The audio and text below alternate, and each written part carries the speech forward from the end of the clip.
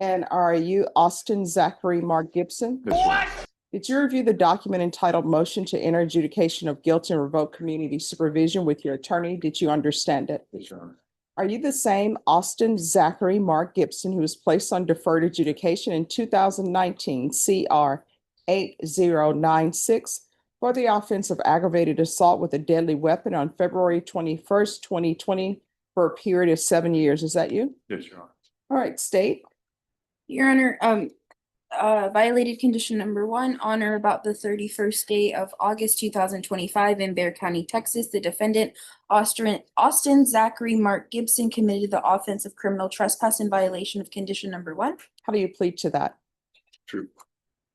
Violated condition number 1, on or about the 31st day of August 2025 in Bexar County, Texas, the defendant, Austin Zachary Mark Gibson, committed the offense of criminal mischief greater than or equal to 750 less than 2,500 in violation of condition number 1. How do you plead to that? True. Did you understand by pleading true to violations 1 and 1, the court could find it true, grant the motion, find you guilty, sentence you up to 20 years in the prison and up to a $10,000 fine? Yes, Your Honor. Knowing that, do you still wish to plead true to violation of conditions 1 and 1? Yes. Court will find violations of conditions 1 and 1 true. State, what are you recommending? Your Honor, at this time, state is recommending that you grant state's motion to revoke, enter an adjudication of guilt, and sentence to 7 years in the prison. And defense, what are you requesting? Judge, we're requesting to continue. My client would like to address the court. All right, can you raise your right hand? Do you solemnly swear or affirm the testimony you give will be the truth and nothing but the truth, so help you God? I do. All right, you can lower your hand, state your name for the record. Austin Zachary Mark Gibson. All right, so what do you wish to say to the court? I just want to tell you that I do accept a full range of, full responsibility for it all, and I do apologize to you in the court, and the persons of that business. I did react like this due to, lack of consistency on my medications. I do ask that I can get the help, to get this correct. I have a meeting scheduled with Miss Amanda at CHDS. I apologize. I'm going to ask a couple of questions and go back. Before we talk about Amanda from Center for Healthcare Services, talk about what happened. You said you were inconsistent on your medication. Yes. You want to be more specific? A lot of the inconsistencies would be, getting up very early for work, like 3 a.m. I wouldn't, out, just pack my lunch and out the door. And being there's time that my phone isn't charged or plugged in, or even the noise, because my little girl would like to grab my phone. And so you basically stopped taking medication. Yes. And ever since you got clean and sober, when did you get sober? I've been sober for a good while. Ever since you got out of Lifetime, pretty much? Yes. With one minor exception, but you've tested negative on your UAs since October of 2024. So basically for the last year, you've been all negative on all your UAs. Yes. And you successfully completed Lifetime Recovery inpatient. Yes, sir. Successfully completed SATF before that. Yes. You had done the outpatient program before. Yes. Completed your UAs in the last year successfully. Done private outpatient with Lifetime, is that correct? Yes. And you're behind on your fees though, is that correct? Yes. But I do have employment. Yeah, but go ahead. I do have employment that I can catch that up. I did have a vehicle that had a lot of issues, and it took a lot of my money, and that's why I couldn't stay consistent on the payments. But this job that I do know is a second chance employer. They have accepted me for employment. And so since you got off your medication, that's the real problem you're having. Yes. And what happened with this specific incident? It was just time of day. It was hot. I just got frustrated. I outlashed towards just an inanimate object rather than a person, and broke the fence. And I was looking for water for my radiator because I thought it was the radiator that had failed, but it was the water pump. So I tried to put water into the reservoir so that it could feed back into the radiator, but I didn't find nothing but like maybe a quarter of a cup. But what happened was you were trying to fix that. Yeah, I wanted to fix that, and I couldn't find a water faucet that worked. So I said, oh, you know what? I already broke the fence. me go to the roof. Let me see if I can find a run valve that for the HVAC system. Well, I found one. I tried to turn it and it didn't work. So when I stood up, I slipped and I kicked the piping right there. And what does that have to do with you being off medication? Talk to the judge about that. That's just, me. My mood swings have been, it's been a lot of up and down. And I never really understood how to talk to anybody about that. I would like to try to talk to my team there at the Center for Healthcare Service, but when I do call, a lot of the time, a lot of the numbers, either when I call, they answer and hang up, or, it sounds like a fax machine, like a beep, boop, beep, boop, boop. I have a question. Yes, sir. You've been before me previously for a violation of condition number 1. Yes. And whenever there's a violation of condition number 1, that's a new charge. So what was your previous violation of condition number 1 for? I can't recall. All right, could somebody look that up and tell me what that previous number 1 was? Because once you had a violation of condition number 1 for that time, the court denied the motion, and that's when you got sent to lifetime recovery. And the motion was withdrawn. So there was a previous number 1. Yes, what was the previous number? In 2023, the new offensive assault was withdrawn on 2023, and conditions were amended to include drug court lifetime recovery. All right. So that was an assault. And who was the complainant in that assault? It was my wife, The name? Claudia. Russian. Yes. And now I have a letter, defense exhibit number 1, with her saying, there were some issues between you as far as you're not doing your medications. Yes. All right, continue. I'm just trying to get the sequence of events in my head. Yes, All right. and it's just been there's not much else I could say about it. It's just, I've had a lot of, problems within myself trying to find, either courage or, cry out. I'm not sure, but I didn't know that I could even come to you. A lot of people told me in the jail that I could ask you. No, for the because let me help, just but- tell you, let me stop you right there. You're saying that you can't come to me. I No, don't believe that. And let me tell you why I don't believe that. And your counsel will tell you this. Everyone in this court who is placed on probation, I let them know. If they have an issue, let their officer know. If they feel as their officer is not addressing it, then you can come back to me. And every time that somebody's had a motion to revoke, if I've continued them, I tell them that. So don't start with, I didn't know I could come, because that's not true. yes.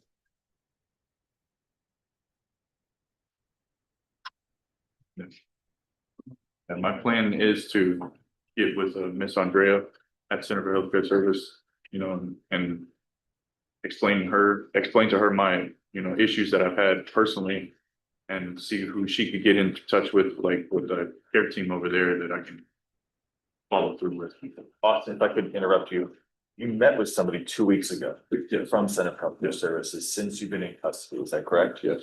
But when you met with her, she talked to you about if you're released, if the judge is kind enough to continue you can go to Center for Healthcare Services. Yes. And they will plan a treatment and care team around you. Yes. That's what you told me. Yes, they will. So it's not so much of, you're gonna talk to her when you get out, but you've actually met with her and. Yes, and she's told me and 4 other gentlemen that they would do that. And so what you're asking the court to do. And I'm asking the court if you could kindly reinstate, if not, I accept full range of the punishment of my problems here. All right, state any questions? Briefly, Your Honor. Mr. Gibson, Yes. at any point during this inconsistency you refer to, did you inform your probation officer? Say again? At any point during this time of inconsistency, did you inform your probation officer of that inconsistency? It's been she's a very hard woman to get a hold of, to start with. So, I mean, I would like to talk to her. Like I would want to tell her things like that, but she would always say like, oh, that's not for me to deal with. But my question is, did you make a text? Yes. Okay. And then prior to August 31st, 2025, did you have contact with Center for Healthcare Services regarding this inconsistency? Or did you make a text too? Yes, Yes. You mentioned that you were attempting to get water, correct? yes. On or about August 31st, 2025, was the Wallace Bank open? No. Were there I other don't think- businesses around? There was a Jason Sedeli, I believe, but I had asked somebody like from the parking lot, like, hey, can you help me with some water? They looked at me like I was crazy, so I was like, I'm not even gonna attempt to. Would you agree with me when you jumped the fence for the Wallace Bank, you had 2 jugs of water with you? No, I had an empty bottle. So at no point you didn't pour water on yourself throughout the I time? that poured you were- water on myself, yes, but it was that was very hot water. So you would agree you came to Yeah, the Wallace Bank with yes, water? with water, yes. But I needed more water. Mr. Gibson, would you agree with me the best way for someone to learn a lesson about consequences for them to take full responsibility for their actions? Yes. No further questions. Nothing further. All right. So probation, on this case, can you tell me, was there any restitution that was due Vincent Arias and Victor Toro?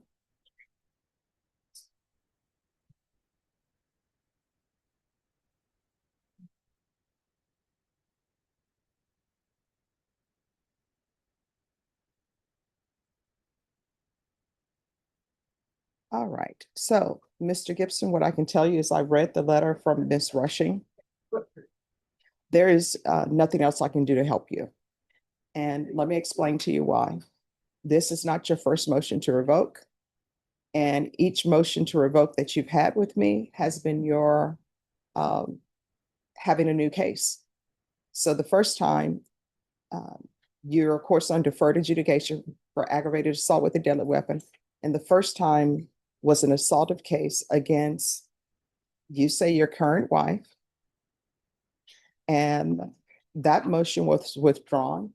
I'm assuming it was withdrawn because maybe she didn't want to come forward, or maybe there wasn't enough evidence. I'm not saying either way. I'm just saying that with regards to that, that issue was addressed by withdrawing the motion. And when that motion was withdrawn, the first thing was a referral to felony drug court. And if you were not accepted there, a referral to lifetime recovery. And before that, you were sent to SATF. So there is, and then, well, actually, you've had more than one motion to revoke. So you had a motion to revoke in 2020. That was a violation of condition number 1. The court found that true after your plea of true. You were denied an alternate amended with a TAP evaluation follow recommendation. Then on November 2020, you're like, hey, I'm ready for treatment. Let me do it. And I said, okay. And that's when you were with your new wife, and there was supposed to be no harmful or injurious contact with her. And then after that happened, then there was a motion to revoke that was withdrawn, and they alternately amended conditions to include no contact with Claudia Rushing. And here we are with another number 1. And based upon the state's cross-examination and your answers, this wasn't about your seeking water. You had 2 jugs of water, and you actually poured water on yourself instead of pouring it in your vehicle. So as previously stated, the court is finding 1 and 1 true. The court is going to find you guilty. The court will revoke you. There's an affirmative finding of deadly weapon. There's to be no residing in any household with minors. Why is that? There is to be no unsupervised contact with minors.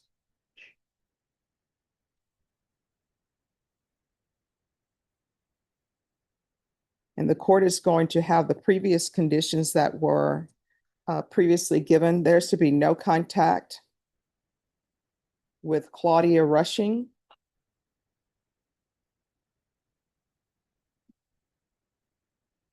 Vincent Arias.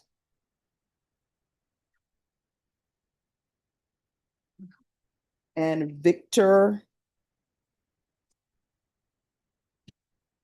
Toro. I think it's Tovar, Tovar. You're wrong. And the court is going to sentence you to 10 years in the prison. The court will give you credit for any time served. Credit for any time served for successful completion. Thank you. All right, if you'll let the clerks know. Successful completion of inpatient treatment. Court will recommend therapeutic community. Therapeutic community doesn't increase the time that you're in custody. It's just to provide you with help with your sobriety. Going to show you what's entitled Trial Court Certification of Defendant's Rights to Appeal. Did you review that with your attorney? Did you understand it and sign it? All right, you do have a limited right to appeal. That right to appeal is as it relates to the allegations in the motion, not the fact that you are in deferred adjudication. Quick question. Sure. That my wife is all I have out there, and I understand that, you know, what I did was wrong, but she's the only person I have. So out there. here's the thing. I understand what you're telling me, but what I'm telling you is based upon the allegations of your previous assault against her. You all agreed that the motion would be withdrawn, and this is from 2023, I believe. You agreed that it would be withdrawn and that there'd be no contact with her. So the court is following the previous condition. Please let me at least talk with her, because that's my daughter, you know. That's my family. That's all I have. No, she, in the letter that I received, she states in that letter that those are her biological children, not your biological children, that you have a biological child with someone No, else. it's with her. No, that's not what's in the letter. With Claudia Rushing, yes, I have a little girl, Athena Gibson. That's with not her. what she put in the letter. Yes, I have a biological daughter with her, Your Honor. Well, what I'm telling you is when you're released, you're not allowed to have any contact with her. When you're at the prison, you're not allowed to have any contact with her. You're not allowed to have any unsupervised contact with minors, and you're not allowed to reside in any home where there are minors. And that's based upon the letter that was presented to me. That's based upon your current actions. And Judge, could we modify that to allow him to have contact with his biological daughter? No unsupervised contact with minors. No. All right, thank you.